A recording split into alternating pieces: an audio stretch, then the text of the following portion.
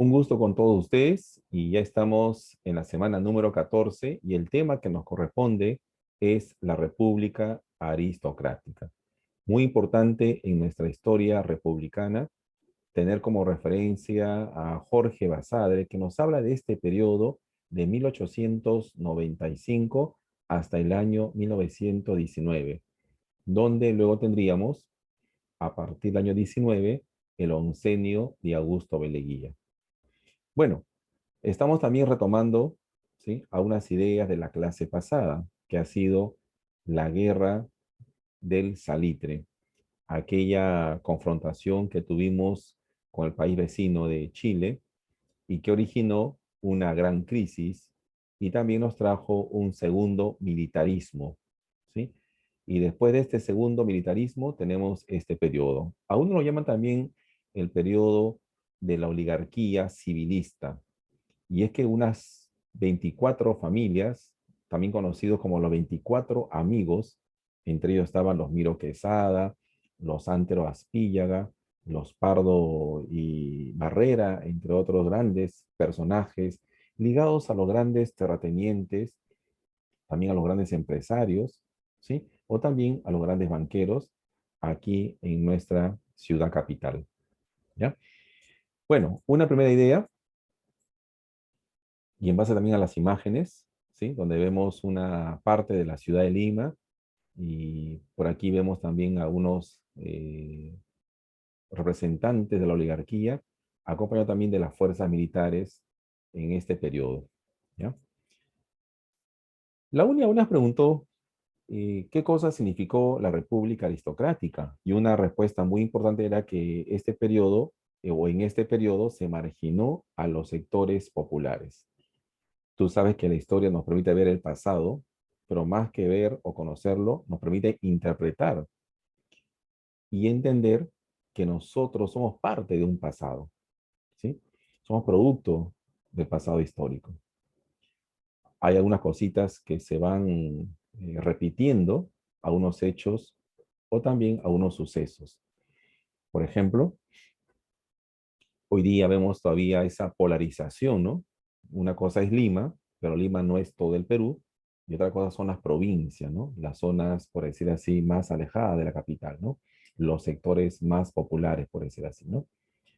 Profe, ¿y esa oligarquía, quiénes eran? Bueno, en gran poder teníamos aquí a los grandes hacendados, ¿sí?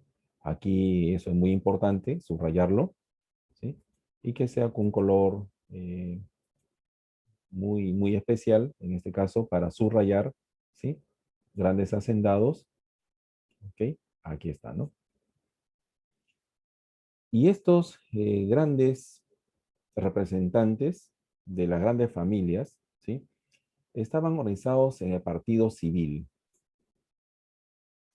Recuerden, chicos, que el partido civil tiene sus orígenes hacia 1871.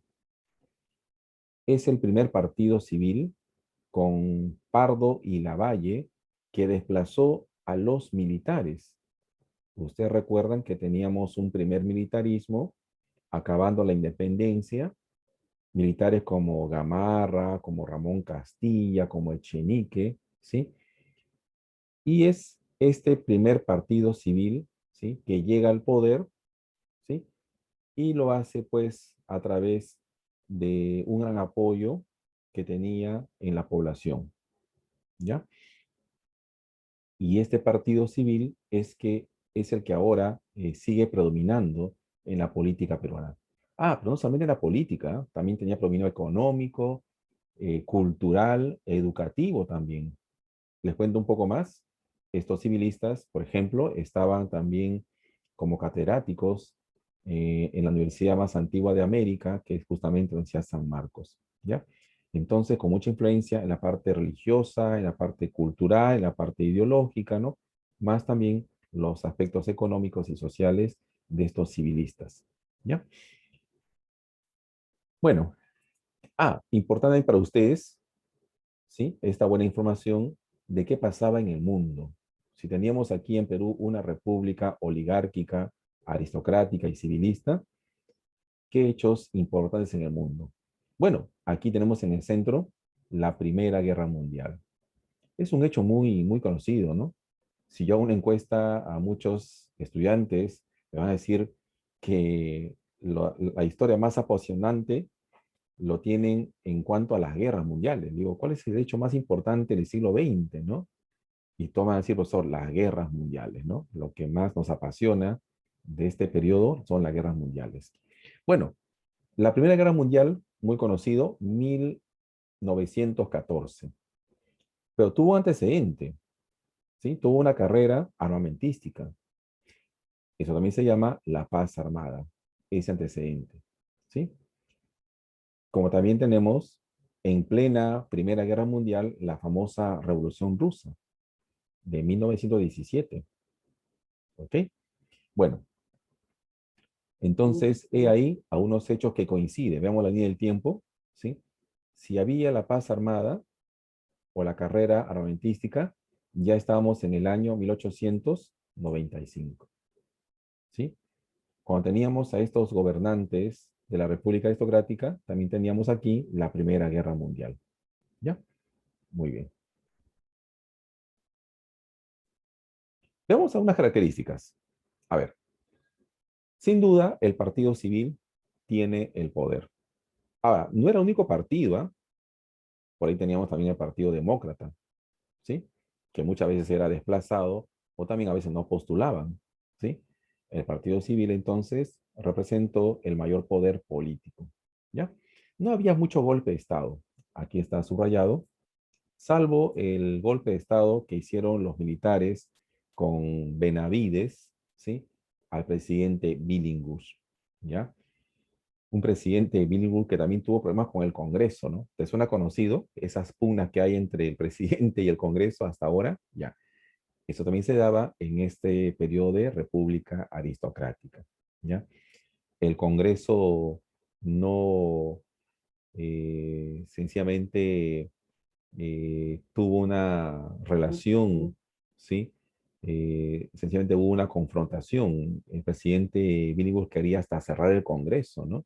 Y los congresistas sencillamente eh, conspiraron para una famosa acción, un golpe de Estado con este militar Benavides.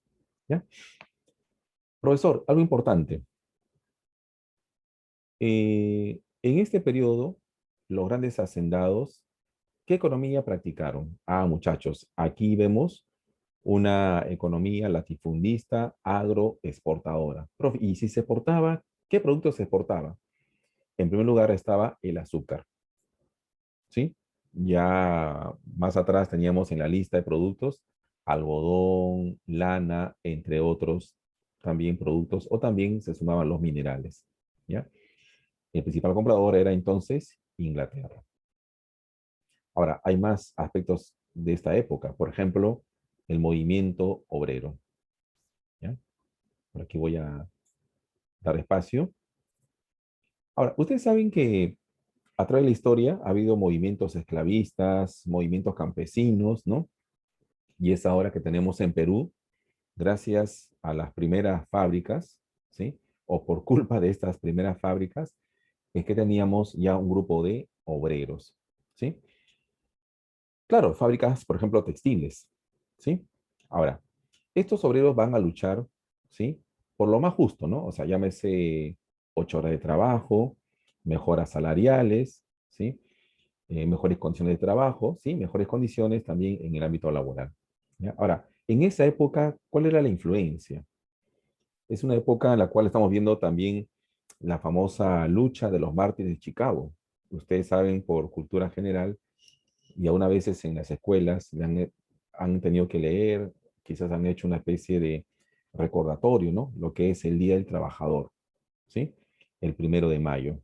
Y en esencia es recordar, reflexionar sobre lo que pasó en Chicago, ¿no? Los famosos mártires. Era tendencia anarquistas, sí, la tendencia era anarquista, ¿sí? Esa influencia también está en Perú y un gran representante peruano es Manuel González Prada, ¿ya? Ahora, tú sabes que las ideas se transmiten, se difunden en periódicos, revistas o panfletos, ¿sí? En esa época teníamos un diario anarquista llamado La Protesta. Profe, ¿y qué cosa planteaban los anarquistas? ¿Sí? Ellos planteaban destruir el Estado. ¿Sí? Justamente la palabra anarquía quiere decir sin Estado. ¿Ya? Un ideólogo, ya lo mencionamos, Manuel González Prada, ¿no? Seguramente alguna vez has escuchado la frase, ¿no? Eso de los jóvenes a la obra y los viejos a la tumba, o un discurso del Politeama a este González Prada, ¿sí? Muy crítico, ¿eh? Criticó a los militares, también a la iglesia, ¿sí? Muy crítico lo que pasó después de la guerra con Chile, ¿no? Este es este señor Manuel González Prada. Bueno, aquí está una imagen que también refuerza la idea anterior sobre los migrantes obreros que traían ideas anarquistas, ¿sí? Cómo se juntaron en la Federación de Panaderos, ¿sí? Estrella, se ve que era una estrella, Estrella del Perú, ¿no? Y también seguía con las ideas anarquistas. Ahora, esa fusión de anarquía y lucha obrera se va a llamar también anarcosindicalismo, ¿no? ¿Ya? Pero jóvenes, no solamente teníamos obreros y sus luchas constantes en una ciudad, también teníamos al interior del país algunas formas de explotación que aún se mantenían, por ejemplo, el yanaconaje. Tú lo conoces, ¿te acuerdas? Hace buen tiempo, de la época virreinal o colonial, teníamos el yanacona, aquel ciervo explotado en las grandes haciendas. Como también teníamos un enganche. Aquí algo importante para ustedes, una buena información es saber que el enganche era un endeudamiento del trabajador campesino, ¿sí? Había campesinos de Cajamarca, por ejemplo, que se iban a las haciendas de la costa norte, ¿sí? Pedían un adelanto, estaban endeudados, iban a trabajar, te hablo pues de varios meses, ¿no? O quizás más de un año, ¿no? ¿Sí? Para cubrir sus deudas y trabajar en una hacienda o también campesinos de la zona de la Sierra Central, ¿no? Hablamos, por ejemplo, de Junín de repente, que se iban a trabajar a las zonas mineras, ¿sí?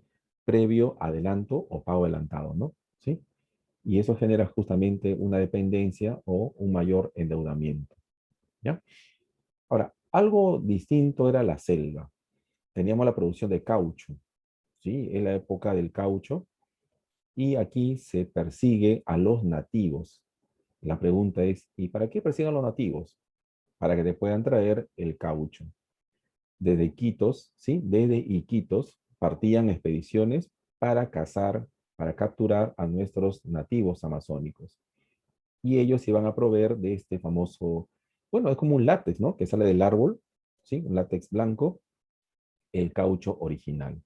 No olvides, por favor, futuro ingeniero, que Norteamérica ya está con la producción de autos, ¿no? Tremendos chasis que producían en serie, ¿sí? Y se requiere pues una cantidad enorme de llantas, ¿no? ¿Sí? A más producción, más necesidad de caucho y de las llantas, ¿no? ¿Ya? Así que aquí en la selva tenemos, por ejemplo, al famoso Julio César Arana, ¿no? Personaje nefasto, por decir así, para los pueblos amazónicos, porque él promovía la explotación de nativos en la zona del Putumayo, ¿ya? Bueno, si has conocido estas características, se puede decir que se nos va a hacer más fácil entender a estos gobernantes, ¿no? Viendo las características económicas, sociales, ¿no? Vamos a relacionar también los gobiernos y sus respectivas obras. Por ejemplo, Piérola, ¿sí? Es aquel gobernante de 1895, ¿sí? Que hizo una reforma electoral, donde, aquí algo importante, se margina a los indígenas, ¿sí? Por un tema crucial, ¿no? Por ser analfabetos. Sin duda, es marginación a varios sectores populares, ¿no? ¿Ya? Estableció la libra peruana de oro. A ver, esta libra peruana de oro era equivalente a la libra esterlina, ¿ya? Aquí la libra peruana de oro vale más que la libra de plata. Profesor, ¿y esta moneda duró mucho tiempo? Sí, Sí. No solamente era una moneda, también era un billete, ¿ah? ¿Sí? Y estábamos a la par con la libra esterlina, es como decir, a la par con el dólar, ¿no? Entonces, imagínense ahora que está de moda el dólar, ¿sí? Con el tema de la subida del precio del dólar, ya en esa época la moneda hegemónica era la libra esterlina y Perú, ¿sí? Con su moneda de libra peruana de oro estaba a la par, ¿ya? Ahora, ¿esto cuánto duró? Va a durar hasta los años 1929 o año 1930. Y tú sabes por qué motivo. ¿Qué pasó en el año 29 en Estados Unidos? Tú sabes que hubo una crisis, ¿sí? El crack, ¿recuerdas? La caída de la Bolsa de Valores de Nueva York. Hasta ahí duró nuestra Liga Peruana de Oro. ¿Ya? Ahora, en este gobierno ocurrió también una famosa rebelión, la rebelión ayacuchana o la rebelión de Huanta, ¿sí? Debido al estanco de la sal. Se aplicó un impuesto, ¿sí? Un impuesto estatal, ¿no? Cosa que no favorecía a nuestros campesinos de Ayacucho, ¿ya? Ahora, este gobierno decía que iba a recaudar fondos también para cubrir los gastos y pagar una parte monetaria según el acuerdo, ¿no? Con Chile para recuperar Tacna y Arica, ¿no? Estábamos en ese dilema también, ¿no? Bueno, vamos a ver a otro, bueno, digamos, otra obra de Pirola es la famosa misión francesa, ¿no? La misión de Pablo Clement, que nos sugiere crear una escuela militar, la que tenemos ahora en Chorrillos, ¿sí? Y bajo la experiencia negativa que hemos tenido en la guerra de Salitre, la idea era mejorar la organización, la profesionalización de nuestros militares. Era necesario ese aspecto, ¿no? Ahora, Francia tampoco no era la gran potencia. Francia había perdido en la guerra franco-prusiana, ¿sí? Tú sabes que en el año 1870, 71, Francia tuvo una derrota ante Prusia, ¿no? Y había perdido Alsacia y Lorena. Tú has escuchado que estas provincias Francia la recupera, pero acabando la Primera Guerra Mundial, acabando de derrotar a los alemanes, ¿ya? Vamos con otro gobernante. Aquí le presento a un ingeniero. Sí, este señor es un ingeniero, Eduardo López de Romaña, ¿ya? Va a ser conocido por promulgar códigos, ¿no? El código de agua para favorecer a los grandes hacendados, el código de minería, ¿sí? Para también favorecer las inversiones extranjeras en el campo minero. Es ahí donde encontramos la famosa empresa Cerro de Pasco, aquí me sigues, Mining Company de Estados Unidos, ¿sí? Llegan estos enclaves mineros, ¿no? Imaginen la idea, un enclave, una empresa que se enquista en el Perú, ¿sí? Pareciera que fuera otro país, ¿sí?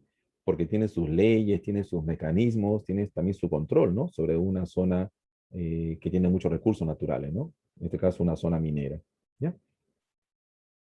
Los famosos enclaves. Bien, aquí está una foto muy importante, ¿no? Para entender una parte de la historia de Perú, ¿sí?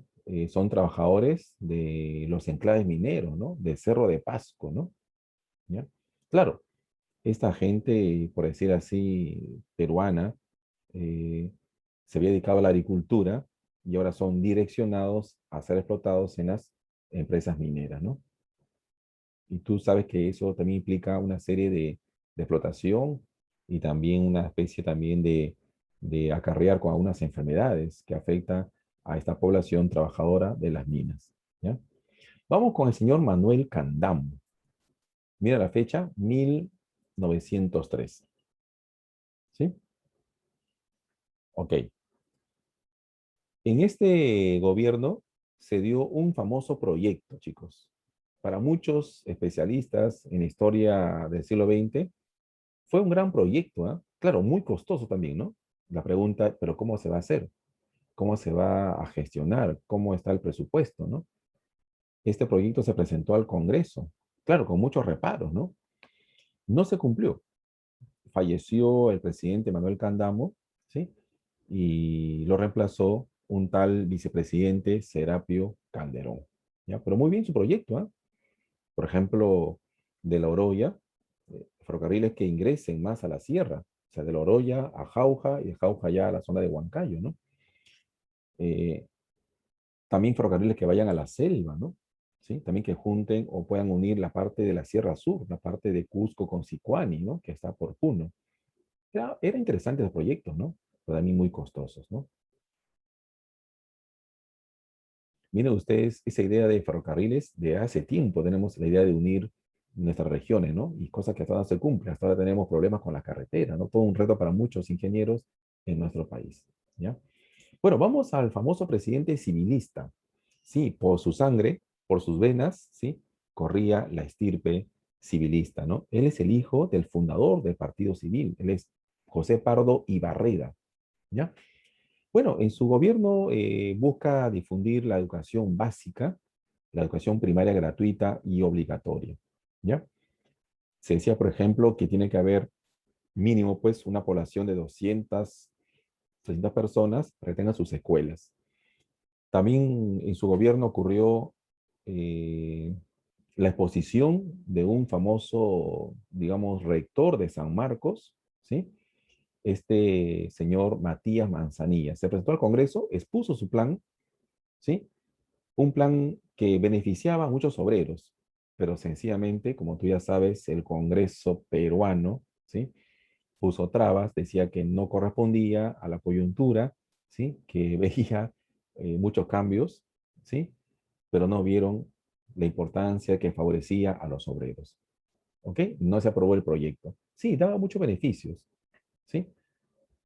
A los obreros sobre todo, ¿no? ¿Ya? Bueno, también este gobierno se reaperturó la Escuela de Artes y Oficios, ¿ya? Hoy día se llama una escuela técnica José Pardo, que está por la Avenida Grau, cerca de la Plaza Grau, ¿sí? Tenemos una escuela técnica José Pardo, ¿no? Así es. Bueno, aquí está la famosa foto, ¿sí? Escuela de Artes y Oficios, ¿no? Es en fondo de educación técnica, ¿no? ¿Sí? Ahora conocido como Instituto Tecnológico José Pardo, ¿ya? Vamos a un gobierno muy polémico, ¿no? ¿Sí? Se llama presidente Augusto Beleguía, ¿ya? Este es su primer gobierno, ¿ah? Él era ya un empresario, ¿ah? Tenía amigos socios que eran accionistas en Nueva York, en Estados Unidos, ¿no? ¿Sí? Se reunía los días viernes con los amigotes, ¿no? Los grandes del Perú, ¿sí? Augusto Beleguía, ¿ya? ¿Qué pasó en su gobierno? ¿Sí? Producto de muchas luchas, ¿sí? Se resume en un primer paro, en un paro general, ¿no? Con los obreros de la fábrica textil Vitarte, ¿ya? Bueno, tuvo que ceder y dar una ley de accidentes de trabajo para los obreros, ¿sí? Y firma tratados. Quizás la UNI hace énfasis en los tratados en estos gobiernos. Se firma tratado con Bolivia, Polo Bustamante. Bolivia no quería aceptar un arbitraje anterior, ¿sí? Puso excusas, hubo manifestaciones en Bolivia, ¿sí? Y al final hicieron unas rectificaciones, ¿sí? Y se firmó el tratado Polo Bustamante, ¿ya? Bueno, con Brasil. Tú sabes que Brasil es una potencia, ¿no? No es un país pequeño, no es una isla, es un país enorme, ¿no? ¿Sí? Y por un lado, para el análisis de algunos políticos, ¿no? Para ello decían, nos conviene estar con Brasil de buenas formas, porque ¿qué pasaría si Ecuador nos hace guerra? Y si Colombia se junta con Brasil, o si Chile, que aún teníamos todavía ciertas amenazas o cierto rezago, ¿no? Entonces, ¿qué pasaría si alguien se junta con Brasil? Caramba, no nos conviene, ¿no? Era la visión de unos políticos y era la idea de que como Brasil había que estar en buenas paces, ¿no? ¿Sí? Que tengamos buenas relaciones diplomáticas con Brasil. Bueno, sencillamente se le confirmó la entrega de tierras, ¿sí? Y también se confirmó la navegación por el río Amazonas, ¿sí?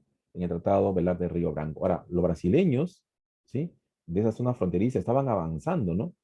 Y es que había un producto que hace poco lo mencioné. ¿Qué producto era? ¿Recuerdas? Hace poco lo dije. Es el látex de los árboles que se requería para las fábricas de automóviles. ¿Lo están pensando por ahí? Exactamente era el caucho, ¿sí? brasileños, caucheros, ¿no? Cada vez se expandían más y requerían de esas tierras o de esas zonas, ¿ya? Bueno, vamos avanzando también aquí, aparte de eh, la firma de tratados con Bolivia y luego también con Brasil, ¿sí? Cabe mencionar la importancia de Billinghurst, muy conocido por muchos de nosotros por el famoso pan grande, ¿no? ¿Cuántas veces hemos visto en los libros de colegio el famoso cartel, ¿sí? Ya había publicidad política del famoso pan grande, ¿no? Y es que Billinghurst derrotó al famoso Antero Aspilla, a un millonario, a un rico empresario, ¿no? Y este señor Billinghurst también era rico, ¿ah? Un rico, tenía familia poderosa en Tarapacá, ¿sí? Pero se enfrentó también a la otra oligarquía, ¿no? ¿Ya? Sí, fue populista, ¿correcto? Una campaña que la mejoró, la preparó Abraham Abdelomar, la campaña del Pan Grande, ¿sí? Y un gobierno que dio las 8 horas, pero solamente, escucha bien, solamente para trabajadores del muelle y la dársena del Callao, nada más, ¿sí? 8 horas para trabajadores, estibadores del Callao, nada más, ¿ya? Bueno, también dio un reglamento de huelgas, ¿sí? Pero Billinghurst sufrió un golpe de Estado. ¿Sí? No supo llevarse con el Congreso lleno de civilistas. Billinghurst quiso cerrar el Congreso, no le dejaron, ¿sí? Y los congresistas se aliaron con Benavides, ¿ya? Y así llega al poder Óscar Benavides. Bueno, solamente un año, como te das cuenta, ¿sí? Coincide con la Primera Guerra Mundial, año 1914. Benavides es un militar, ¿sí? Que estuvo en la frontera con Colombia, ¿ok? En una lucha, en una defensa militar, ¿ya? Bueno, y Perú en este periodo aumenta sus exportaciones de algunos productos, ¿sí? Se aumenta la exportación de minerales, de lana, de algodón. Tú sabes que los países requieren algunos minerales, producto de su producción armamentística, como también quieren cubrir algunos vacíos. Si están enfrascados en la industria militar, descuidan la parte de la agricultura, ¿no? Perú va a cubrir esos espacios vacíos, ¿no? También un dato para ustedes muy importante es que llega en este gobierno la famosa empresa norteamericana International Petroleum Company, la famosa IPC, que la vamos a tener por muchas décadas, ¿ah? Va a estar en el Perú hasta los años 1968, ¿no? Cuando llega Velasco Alvarado, la famosa IPC, que tuvo muchos, pero muchos beneficios, ¿ya? Nos hace recordar a la empresa telefónica, ¿no? Ya tiene como más de, digamos, pues, 20 o 30 años Telefónica España, ¿sí? Y lo que tiene ahora Telefónica es full y full ganancias. Y ya recuperó su inversión a los pocos años y ahora es full ganancia. No solamente Perú, ¿ah? Muchos países de América del Sur es una gran empresa telefónica de España, ¿no? ¿Sí? Con toda su ventaja, ¿no?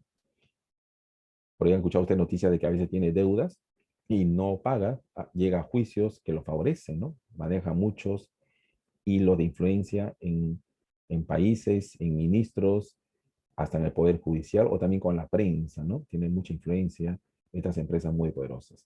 Bueno, vamos acabando con el segundo gobierno de José Pardo y Barrera. Sí, segundo gobierno de este civilista, ¿ya? Estamos en el año 1915 y hay un hecho muy importante en estos años. ¿Qué cosa es? La rebelión campesina en Puno. Miren chicos, si usted ha escuchado hace pocos años del famoso Baguazo, lo que pasó en la selva, ya, con gente de la Amazonía, ya. En esta época fue Puno. Puno fue el mayor conflicto que hubo, ¿sí? El de mayor impacto.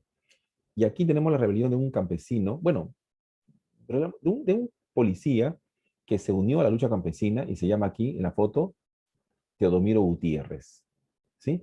Pero más conocido como Rumi Maki. Repito su nombre, Teodomiro Gutiérrez Cueva.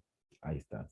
Y conocido como Rumi Maki, ¿ya? Lucha campesina por tierras, ¿sí? Frente a los grandes hacendados o grandes gamonales, que eran más poderosos que los dueños de tierras. Tenían poder político, poder económico, hasta poder también religioso, cultural en la zona de la Sierra Sur, ¿ya? Bueno, ¿y cómo acabó José Pardo? Dando la ley general para todo el Perú de las 8 horas de trabajo. No fue algo así de buena gente, ¿ah? Fue producto de lucha de 3 días, ¿no? Te hablo de estudiantes, obreros que salen a las calles para luchar por las 8 de trabajo a nivel nacional, ¿ya? Bueno, acabó este gobierno, ¿sí? Y también ya estuvo acabando la Segunda Guerra Mundial, ¿ok? Norteamérica se va a hacer potencia y Norteamérica es también que tiene predominio en la época del oncenio, ¿sí? Este gobierno de Pardo Barreda acabó, muchachos, con un golpe de Estado. Leguía, ¿sí? Se apresuró a tomar el poder, estaba ganando las elecciones, ¿sí? Pero aseguró mejor con un golpe de Estado. Y así empezó su llamado oncenio, que será motivo de una próxima clase, ¿ya? Bueno, hasta aquí entonces dejamos la parte teórica, sin antes mencionar también un hecho importante, ¿no? ¿Sí? El hundimiento del barco Lorton, ¿sí? Hundido por los submarinos alemanes, que creó todo un pequeño conflicto que no pasó de una guerra. Eh, Aquí mucho se ha exagerado, pero solamente Perú tomó represalias de unos barcos que estaban en el puerto Callao, ¿sí? Por efecto de que también en plena guerra los alemanes, ¿no? Afectaron a este barco llamado Lorton, que tenía pues también algunos productos que se estaban exportando hacia Europa. ¿Ya? Pues no pasó de un incidente, ¿ok? Como dicen algunos de broma, Alemania se salvó de enfrentarse al Perú, ¿no? En contexto de la segunda, perdón, en el contexto de la Primera Guerra Mundial, ¿ya? Bueno, así entonces hemos acabado esta parte, ¿sí? Y con ustedes ya será motivo de luego ver las preguntas respectivas, ¿ya? Bien, entonces aquí vamos a acabar con nuestra